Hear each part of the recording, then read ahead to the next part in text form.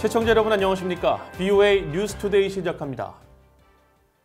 미국 정부가 내년에 대외 활동 예산 보고를 통해 동아태 지역의 최우선 목표는 북한이라고 밝혔습니다.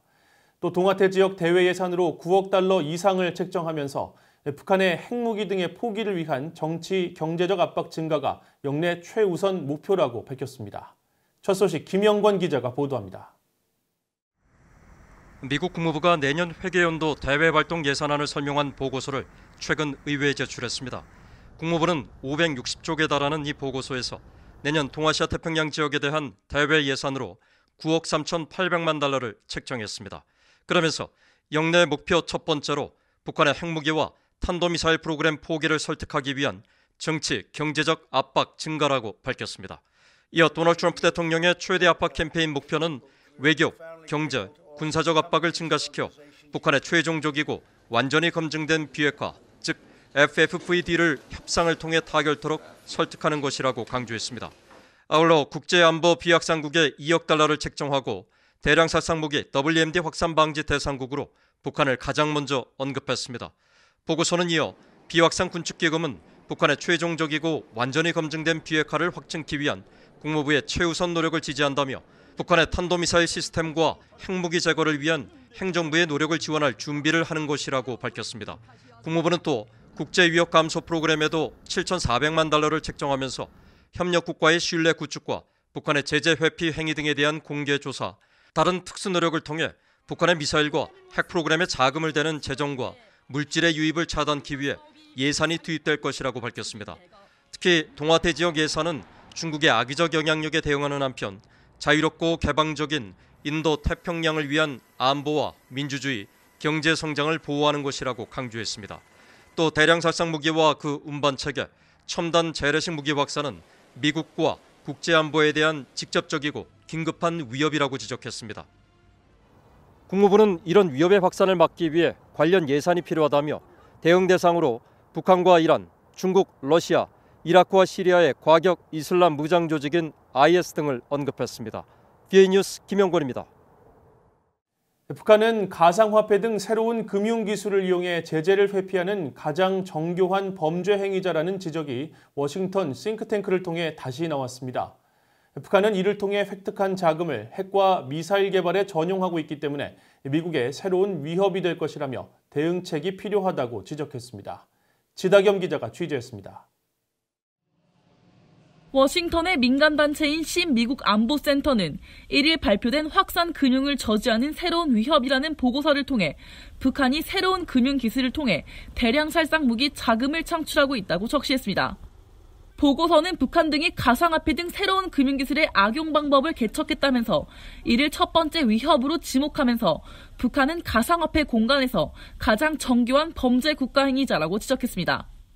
보고서의 저자인 미국 안보센터의 닐 바티아 연구원은 3일 VOA에 가상화폐 시장에서 북한의 활동은 독보적이라고 설명했습니다. If you look at the scale and breadth of their activities, there's nobody else in the world that can raise money illicitly in the number of ways that they can or at the volume that they've been able to in the past.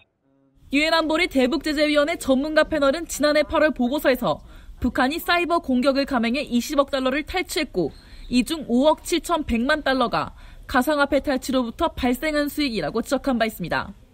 특히 북한 등 불법 행위자들은 가상화폐를 통해 수익을 창출하고 돈을 이동시키는 데 더 능해지고 있다면서 이러한 새로운 지불체계의 사용이 더 보편화된다면 더 많은 불법 활동을 저지를 수 있을 것이라고 경고했습니다. 바티아 연구원은 지난 몇 년간 북한 등 주요 행위자들이 새로운 금융기술을 이용한 제재 회피 불법 자금 조달의 위협이 커지고 있다며 대책 마련을 강조했습니다. I think we've seen in the last few years with North Korea in particular that threat's really been evolving and that there are things that the international community, led by the United States and with others, need to do so that we don't fall behind and so that North Korea, we can respond to that threat a little bit better. 바티아 연구원은 그러면서 북한의 사이버 역량을 저지하기 위한 가상화폐 공간에서의 공격적인 규제가 필요하다면서 미 재무부의 가상화폐 분야에서의 제재 전략과 미 의회 가상화폐 대책위원회 신설을 제안했습니다. VA 뉴스 지다겸입니다. 북한이 지난 1월과 2월에 걸쳐 중국에서 수입해온 비료는 200만 달러어치로 본격적인 대북 제재 이전인 2016년 같은 기간에 10분의 1 수준인 것으로 파악돼 올해 북한 농작물 생산에 큰 영향을 미칠 것으로 예상됐습니다. 북한 경제 전문가인 윌리엄 브라운 미 조지타운 대학 교수는 3일 최근 중국 통계를 분석한 결과 이 같은 북한의 비료 수입량은 지난해와 비슷한 규모라고 밝혔습니다.